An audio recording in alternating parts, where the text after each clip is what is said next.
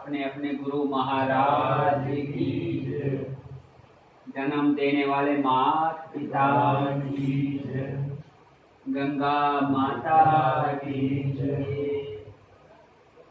देखिए बाबा भोलेनाथ हो, शिव के भक्तों जैसे हर रोज चर्चा चल रही है।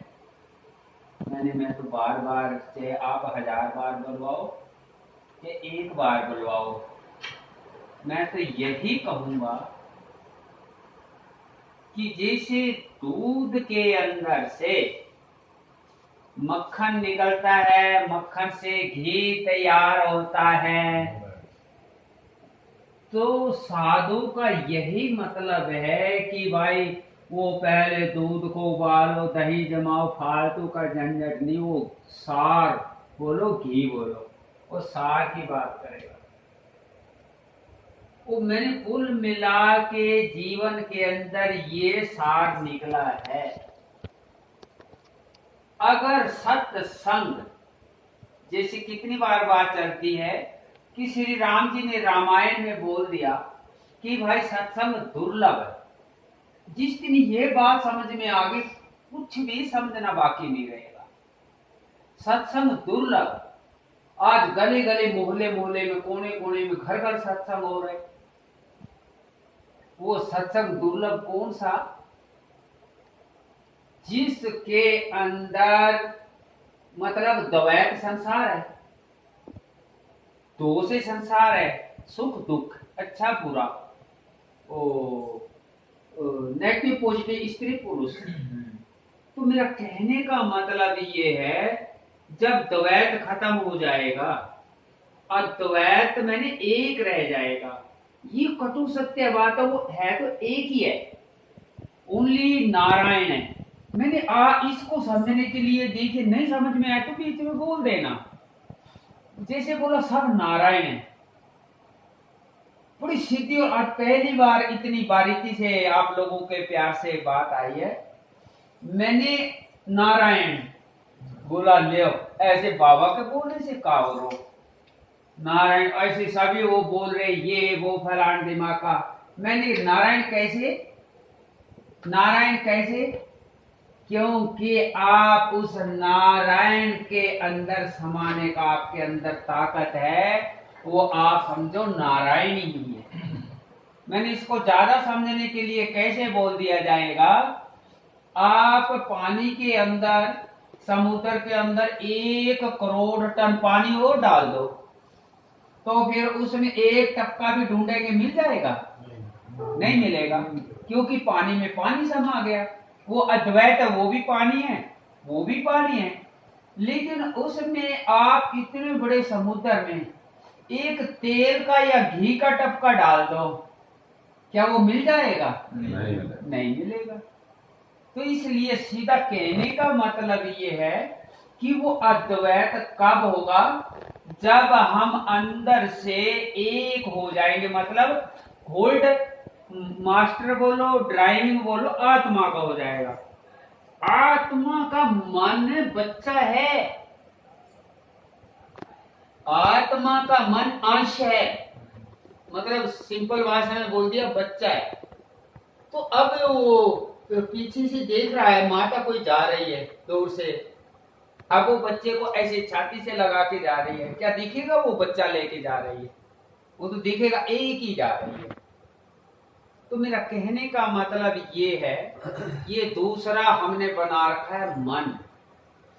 मैंने ये मन से जितने संकल्प विकल्प, मैंने ये हो जाए, वो कर ले, फलान दिमाग का, ये है तो जब तक मन अद्वैत है। जो जो मन रुकता जाएगा, ये त्यों मतलब बच्चा घर में जब उसको रोकेंगे तो ज्यादा माँ के पास ही रहेगा। वो बाहर गया तो खेलेगा, कहीं भी जाएगा, लेकिन वो घर में छोटा बच्चा वो माँ को ही देख के रोएगा, माँ की तरफ ही बढ़ेगा। तो ऐसे ही मन भी जब हम इसको रोकेंगे, जब ये कंट्रोल होगा, तो ये आत्मा की माँ की तरफ ही मतलब वो जाता जाएगा। वो जो उनकी तरफ, वो एक समाधि की अवस्था अलग बात है कि समाधि में हम जब समाधि लग जाएगी तो ऐसा लगेगा जैसा कोई भी एक प्रकाश है, उस प्रकाश के अंदर जैसे हम टच हो गए, बस वो टच होने तक पता चलेगा, वो फिर पता नहीं चलेगा, बस वो लगेगा कि वो बस ऐसे प्रकाश ही दिखता रहेगा, ना कुछ निकलेगा ना कुछ पड़ेगा। वो उससे कनेक्शन कटेगा तो एकदम फिर लगेगा, फिर पता लगेगा समाधि लगी हुई थी। तो मेरा कहने का मतलब ये है, वो मन जो है वो आत्मा के सामने जो जो उसके प्यार में दायरे में जाएगा, आशीर्वाद में जाएगा, त्यों त्यों वो शांति, क्योंकि वो निकम्मा बच्चा भी माँ बाप से डर के छोटे अवस्था में वो तो अपना भाव स्वभाव बदल लेता है, टेम्परेरी बदल लेता है।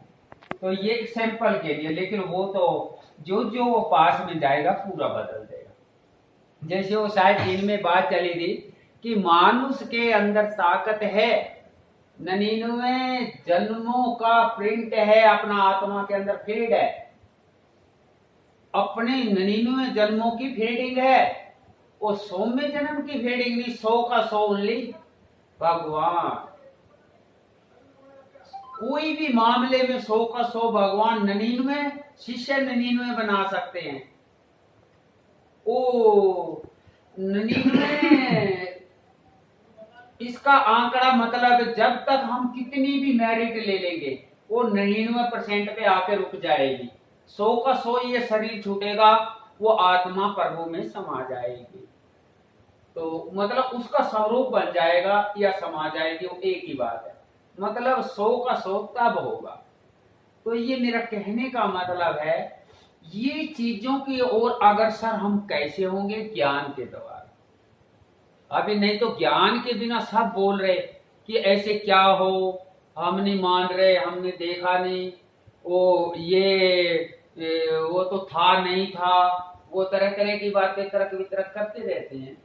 लेकिन इसका आभास हम तो ऐसा कर सकते हैं, अभी फर्ज करो हमने वो एक बच्चा ऐसा देखा जीवन में कि वो शराब पीता था, लेकिन कुछ बाद में ऐसा खा लेता था उसका पता ही नहीं चलता था कि भाई इसने शराब पिए खाए नहीं पिया। देखो कितना तगड़ा खिलाड़ी था, क्योंकि उसका दोस्त खिलाड़ी था, उसने ट्रेनिंग दी। नहीं तो वो बोल रहा था कि मेरे को मुसीबत पड़ जाएगी, पता लग गया तो मारेंगे और निकाल देंगे।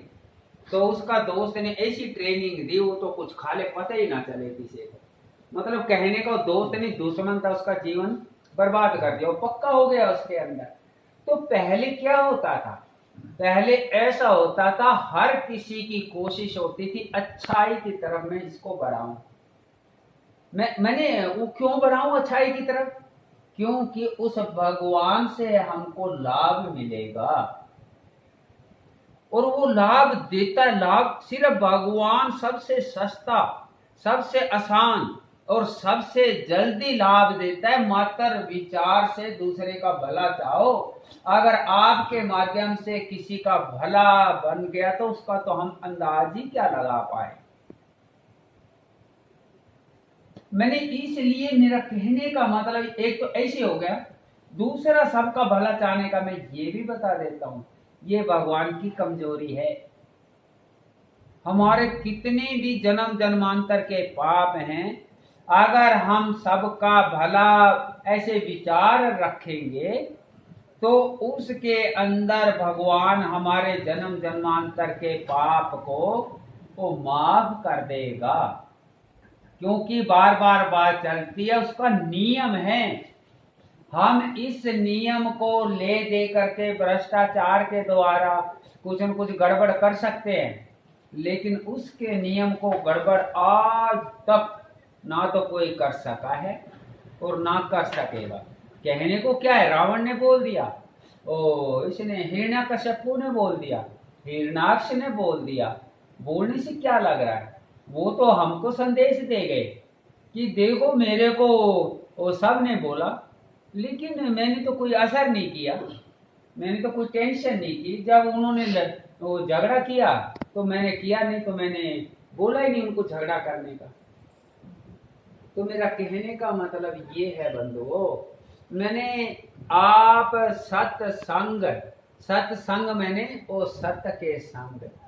देखो वही बात है, जैसे बोला है कि 100 का 100 तो भगवान ही है, लेकिन मैं इतना आप लोगों को विश्वास दिलाता हूँ, ऐसे अभी तो कुछ न बरत लिया, इतना ज्यादा गारंटी देने का जरूरत भी नहीं, कि मेरे को सिर्फ एक ही स्वार्थ है, मेरे को सिर्फ एक ही स्वार्थ है। वो स्वार्थ है कि वो नाम नाम भोला नहीं, काम भी भोला ही बन जाए।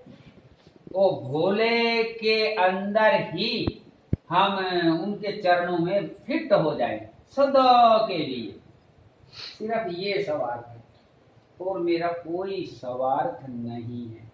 मैं ये भी बता देना चाहता हूँ कि मेरे बराबर का स्वार्थ इस दुनिया में, मैं बोलता हूँ, दुश्मन को भी ना करे भगवान, और प्यारों को तो करे क्यों, लेकिन वो दयालु है, उसने टोटल स्वार्थ पूर्ति वो पूरी कर दे, वो इतना दयालु है।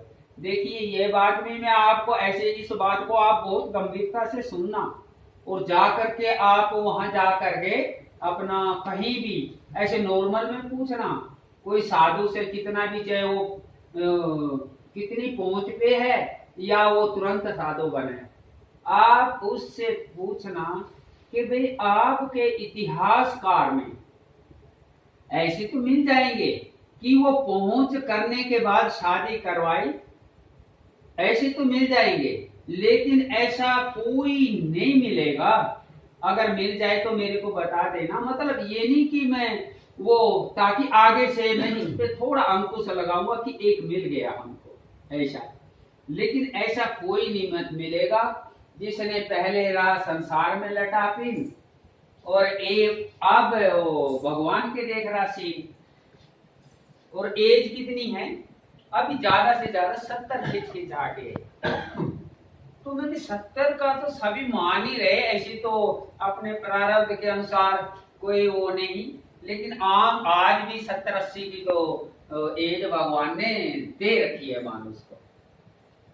तो इससे आप देखो कि इसके 70 के एज में, जबकि मेरे को संतोष कब मिल गया था, 2005 में ही मिल गया था, आज से 20 साल पहले संतोष मिल गया था, तो 50 साल में ही मिल गया था। तो मेरा कहने का मतलब ये है कि हम वो अगर सच्चा गुरु और सत्संग, जैसे मैं बोलता हूं मेरा पिछले जन्म का मैरिड है, तो आपका क्या हो नहीं सकता, आपका क्या हो नहीं सकता, लेकिन वो अगर हम किताब पढ़ी हुई है, अरे ये किसकी किताब है, ये पता नहीं कोई, हम 2-3-4 भाई हैं, अरे उसकी होगी उसकी होगी उसकी होगी, अगर देखेंगे तो हम भी तो पढ़ते थे ना, हमारी भी तो हो सकती है, लेकिन हम ऐसा बोलने के लिए, अरे देखो कैसी जरूरतें हो रही किताबों की, तो हम बोल देंगे हमारे नहीं है, तो उसकी होगी उसकी होगी उसकी होगी। तो मेरा कहने का मतलब ये है कि जब भी मानुष हुए, आप ऐसे भी अंदाजा लगा सकते हैं, ये तो कोई भी बुजुर्ग आप अपने आंखों के सामने देख लो, जब हम छोटे थे तो क्या समय था, हमारे देखते देखते कितना बड़ा करवट ले गया। तो ऐसे में हम पहले आगे वो 100 साल पहले या 50 साल पहले वो मानुष बने, तो उस समय कितना अच्छा जमाना था। तो हो सकता है उस समय का हमारा स्टॉक हो, और उस स्टॉक के बाद ये हमारा प्रारब्ध, मैंने अभी वो तो 50 साल पे जाके मैरिड होने के बाद भी वो 50 साल में जाके पता लगा ना खाता का, नहीं तो पहले तो मैंने बताया ना कि कभी सपना भी नहीं लेता था। मैं अपने आप को दुनिया का सबसे बड़ा दुखी आदमी समझता था। मैं सोचता था कि पता नहीं मैंने कि क्या कोई प्रारब्ध में क्या गड़बड़ हुआ है कि वो सुख मिलेगा या नहीं मिलेगा। मैंने इसके ऊपर एक एमपी में कहने लगा, मैंने गोपियों की चर्चा की थी, कहने लगा महाराज उनका तो वो तो प्रारब्ध था, बहुत बड़ा अच्छा प्रारब्ध था। तो मैंने कहा तूने क्या अभी जन्म लिया है, या तो अभी आपने पहले सृष्टि में नहीं थे, अब जन्म लिया, अब खाता शुरू होगा, तो हम बोल सकते हैं कि भाई हमारा प्रारब्ध कहाँ से मिलेगा। तो प्रारब्ध सबका होता है, लेकिन इसके अंदर मैं आप लोगों को ये भी बता देना चाहता हूँ, जो बहुत रहस्य की बात है, ये बात समझ में आ गई तो कुछ भी समझना बाकी नहीं रहेगा। अगर आपको पूर्ण गुरु मिल गया तो भगवान का नियम है, जैसे कितनी बार बात चलती है, भगवान के नियम में कोई टस से मस करने वाला कोई है ही नहीं। जिसने किया टसमस वो नरक में ही फंस और दूसरा खाता नहीं। तो मेरा कहने का मतलब ये है कि उनका नियम है कि अगर आपको सच्चा गुरु मिल गया तो 90% दुख आपका उसी समय ध्वस्त हो जाएगा। 90%, 10% रह जाएगा। तो आप देखो, अगर आपको थोड़ा कोई सजा दे दे कि भाई ये 1 क्विंटल का बोरा आपने 1 किलोमीटर तक लेके जाना है, तो आप जान रहे अब नहीं लेके जाऊं तो मुसीबत, लेके जा रहा तो उससे भी बड़ी मुसीबत। अगर उसमें कोई भगवान कृपा करते या कोई भ्रष्टाचार कृपा करते तो 90 किलो लेकर के 10 किलो का आप खाली नाटक छोड़ दे, कोई 10 किलो की चीज बोरी में भरी हुई रख दे, भूली हुई लग रहा बोरा, तो आप तो नाच भी जा सकते हैं। तो इसलिए मेरा कहने का मतलब ये है कि कभी हौसला मत हारो। लेकिन वो हौसला कब ना हारो, जब हमारे तीर का निशान सत्य की तरफ, अगर हमने वो गिरने की तरफ निशाना लगा रखा है तो मैं वो तो मूर्छित ही हो जाओ भला है, हौसले की तो बात ही क्या है, क्योंकि उससे कुछ लाभ नहीं होने वाला। और मैं तो इतना भी बोल दूंगा मेरे बंधुओं कि ये हौसला भी भगवान का नाम है। अगर कोई हमारे ऊपर कोई जन्म जन्मांतर के प्रारब्ध से कोई परेशानी आ गई ना, अगर आपने हौसला नहीं छोड़ा सत्संग के कारण या किसी भी तरह से, तो ये भी भगवान का नियम है। वो उस परेशानी, उसका रिएक्शन है, जैसे शुगर का रिएक्शन मीठे से होता है ना, वो रसगुल्ले भी नहीं खाएगा शुगर वाला, तो ऐसे ही उसका रिएक्शन होता है हौसले से। वो कितना भी बड़ा दंड है उसका रिएक्शन होता है, वो बहुत प्रेशर डालेगा आपके ऊपर, बोलेगा ऐसे नहीं मैं छोड़ रहा, मैं तो लटकाऊंगा ही लटकाऊंगा आपको उल्टा। लेकिन जब आप विश्वास करेंगे मेरा कोई प्रारब्ध होगा लटकने का, तो मैं लटकूंगा, नहीं तो मेरे को कौन लटकाने वाला है। तो किसी भी तरह अगर आप हौसले को कायम रख सके तो वो प्रारब्ध को बदलने में सामर्थ्य है। वो इतना ताकतवर है जिसका कोई अंदाज नहीं। तो मेरे बंधुओं, मैं बार बार यही रिक्वेस्ट करता हूँ, क्योंकि कुछ इस जीवन का अभी अब तुम्हारे हाथ में बाजी है, टोटल के हाथ में। मैंने अगर कोई जैसे वो बोलता हूँ मैं गुरु मंत्र का 40 साल का समय है, 40 तक काम करेगा गुरु मंत्र, और उसके अंदर अगर वो पहले 25 से या 28 से या 30 से वो बात कर ले, वो उसको बोलेगा कोई सच्चा महात्मा की 40 पे आपको मंत्र देंगे, तो उस समय में वो उनको आपको एक पॉइंट बोलेगा, वो दोनों को एक पॉइंट बोलेगा, वो पॉइंट आपके ऊपर असर करता रहेगा अपने आप। मैंने वो पॉइंट क्या होगा, वो पॉइंट होगा कि भाई 40 तक तो है तुम्हारी छूट, और फिर स्लो करनी है लोग। तो उस समय क्या है, आप अपने अंदर ही आजमा के देख लो। कोई हमको बोले ना अरे 10 साल बाद मैं ऐसा करूंगा, आप बोलेंगे देखी जाएगी 10 साल में क्या होगा, ये नहीं पता। वो 10 आ रहे 10, लेकिन वो उस समय में जुबान हो गई तो वो असर करेगी करेगी, क्योंकि वो सच्ची भाषा है, क्योंकि उसका भी आत्मा मानेगा, बोलेगा ठीक है। तो ये चीज का जब 40 पे जाएगी तो वो इस बात का समर्थन करेगा, क्योंकि उस समय में वो वचन हुआ हुआ है। तो मेरा कहने का मतलब ये है कि वो कितनी बातें ऐसी हैं, इसको ज्यादा समझने के लिए एक ही पॉइंट में मैं समझा देता हूँ।